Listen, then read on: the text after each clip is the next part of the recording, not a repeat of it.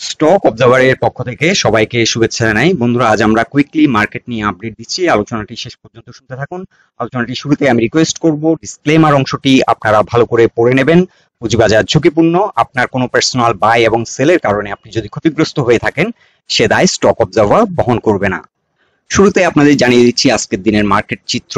আমরা দেখতে পাচ্ছি সূচক ক্লোজ হয়েছে ৬,৩৪১ পয়েন্টে এবং দিন শেষে সূচক প্রায় ১১ পয়েন্টের মতো মাইনাস ছিল এবং আজকের দিনের লেনদেন আমরা দেখতে পাচ্ছি ১,০০০ কোটি টাকার মতো।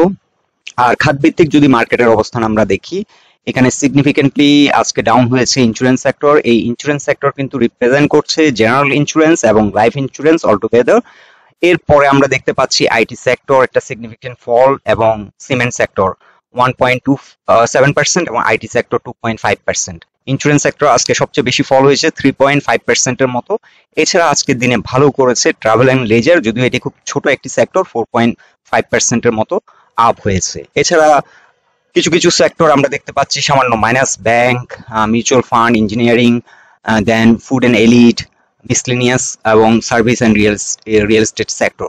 তো এই সেক্টরগুলো সামান্য কিছু মাইনাস আমরা দেখতে পাচ্ছি। প্লাস পেপার এন্ড প্রিন্টিং কিছুটা প্লাস আজকে, ট্যানারি আমরা দেখতে পাচ্ছি প্লাস, সিরামিক কিছুটা ভালো করেছে 1.23% প্লাস, কর্পোরেট বন্ড প্রায় 5%-এর মতো প্লাস। এছাড়া টেক্সটাইল কিছুটা প্লাস ছিল।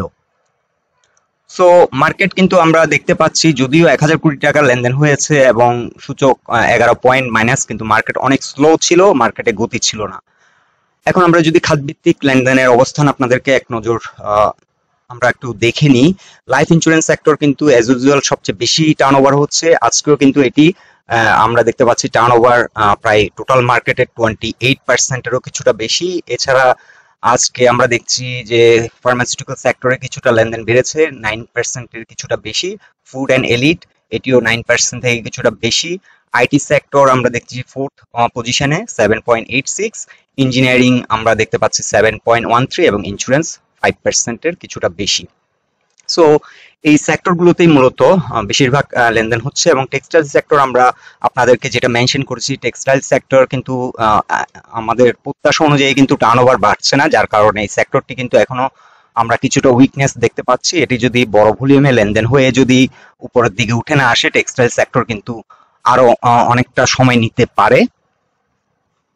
এছাড়াও আইটি সেক্টর এবং জেনারেল ইন্স্যুরেন্স সেক্টর কিন্তু মোটামুটি স্ট্রং একটা ফর্মে ফিরেছে, কিন্তু মার্কেটের এই রেসিস্টেন্স যে জোনগুলোতে রেসিস্টেন্স ফেস করছে, এই কারণে কিন্তু এই সেক্টরগুলো স্লো হয়ে আছে এবং এই সেক্টরগুলো হয়তো এই সপ্তাহে আবার ঘুরে দাঁড়াতে পারে।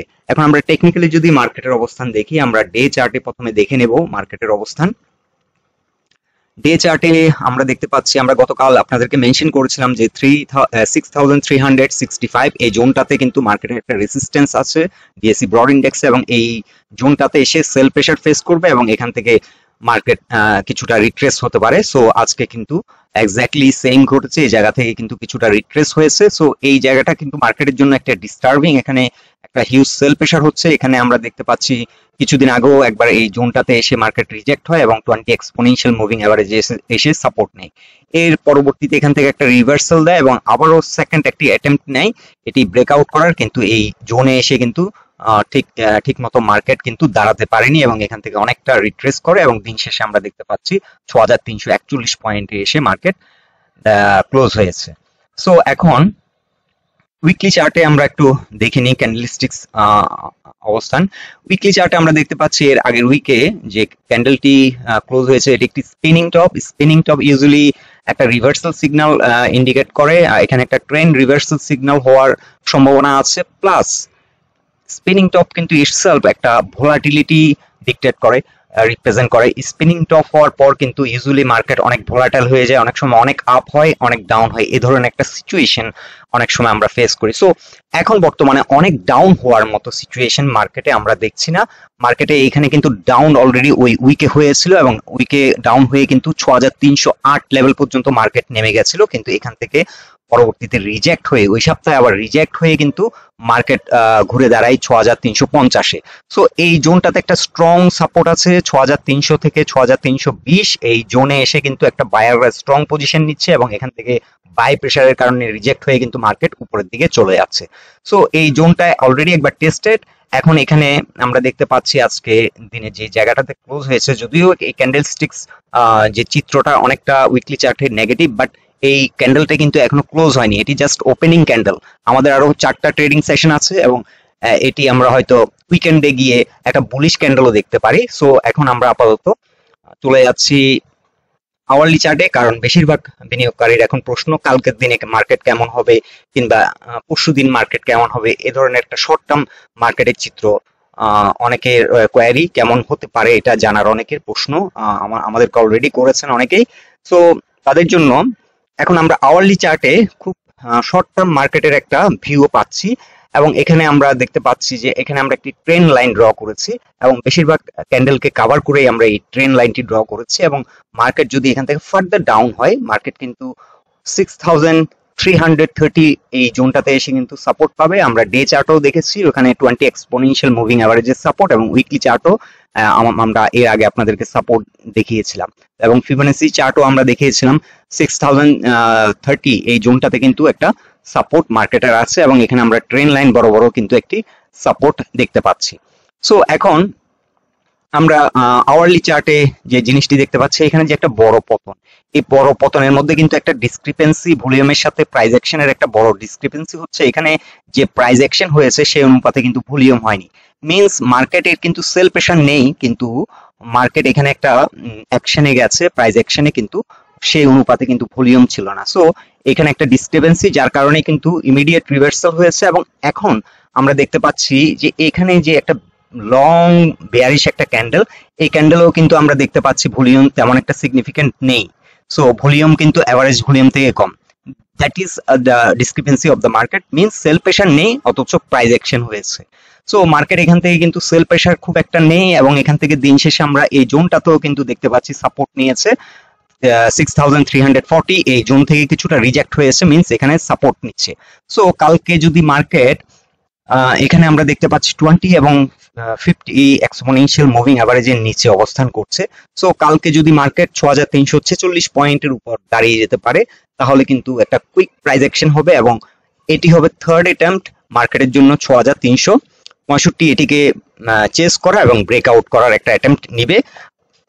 এখন মার্কেটের জন্য সবচেয়ে বড় চ্যালেঞ্জ হচ্ছে শর্ট টার্মে যে চ্যালেঞ্জটি সেটি হচ্ছে 6365 থেকে 6375 এই জোনটিকে ব্রেকআউট করা এবং এখানে আপনারা কিছুটা ভোলাটিলিটি এই সপ্তাহে দেখতে পাবেন কারণ এই জোনে কিন্তু একটা সেল প্রেশার আসবে।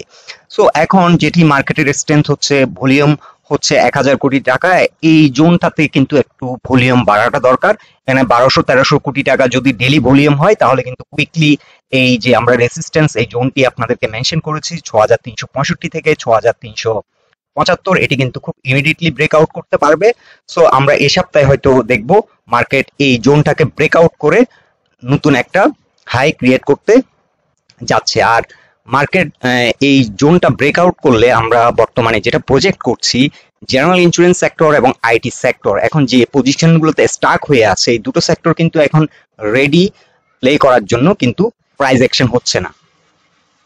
বিশেষ করে মার্কেটের এই সিচুয়েশনটার কারণে এখানে যে রেসিস্ট্যান্সটা ফেস করছে যার কারণে সেক্টরগুলো কিন্তু কিছুটা থেমে গেছে, স্টাক হয়ে গেছে কোন একটা পয়েন্টে এবং ঘুরে দাঁড়ানোর চেষ্টা করছে কিন্তু আবারও রিট্রেস করছে বারবার। ওখানেও আমরা একটা ডিস্টারবেন্স দেখতে পাচ্ছি due to market situation. So এখানে আমরা দেখছি যে আওয়ারলি চার্টে মার্কেট কিন্তু একটা প্যাটার্ন ফর্ম করছে, এটি inverted head and shoulder pattern. এখন এখান থেকে ঘুরে দাঁড়িয়ে যদি এখানে একটা ব্রেকআউট দিয়ে দেয়, বিশেষ করে 6360 উপর যদি যায় এখানে একটি প্যাটার্নে চলে আসবে এবং প্যাটার্নে আসলে এটি কিন্তু ব্রেকআউট দেওয়াটা অনেক ইজি হবে মার্কেটের জন্য এই পজিশনটা। সো হোপফুলি আমরা সংক্ষেপে এটা বলতে পারি যে মার্কেট মোটামুটি সেল প্রেশার অনেকটা কমে গেছে এবং এখান থেকে একটা রিভার্সাল দিয়ে ব্রেকআউট করার জন্য এই সপ্তাহে একটি অ্যাটেম্পট নেবে এবং সাথে এটি যদি ব্রেকআউট দিতে সক্ষম হয় তাহলে আমরা যেটা এক্সপেক্ট করছি IT sector, general insurance sector এবং লাইফ ইন্স্যুরেন্স সেক্টর আবারও ঘুরে দাঁড়াবে, সাথে কিছু নতুন সেক্টর উঠে আসতে পারে যেমন সিমেন্ট কিছুটা মোমেন্টাম পাচ্ছে, টেক্সটাইল কিছুটা মোমেন্টাম পাচ্ছে, ফার্মাসিউটিক্যালস কিছুটা মোমেন্টাম পাচ্ছে। সো এই সেক্টরগুলোর কিছু কিছু শেয়ারে কিন্তু ভালো একটা মোমেন্টাম ফর্ম করতে পারে এবং প্রাইস অ্যাকশন হতে পারে। এছাড়াও বন্ধুরা আমরা আজকে লাইফ ইন্স্যুরেন্স সেক্টর নিয়ে একটি আপডেট দিয়েছি ঘন্টা 2 ঘন্টা আগে। আপনারা যারা যারা লাইফ ইন্স্যুরেন্স সেক্টর নিয়ে ইন্টারেস্টেড আপনারা চাইলে ওই পোস্টটি দেখতে পারেন। সো বন্ধুরা এটাই ছিল আমাদের ফাইন্ডিংস মার্কেট নিয়ে আলোচনাটি। যদি আপনাদের ভালো লেগে থাকে অবশ্যই পোস্টটিকে লাইক দিন, বন্ধু বান্ধবের সাথে শেয়ার করুন, আর আমাদের সাথে থাকার জন্য আপনাদেরকে অসংখ্য ধন্যবাদ।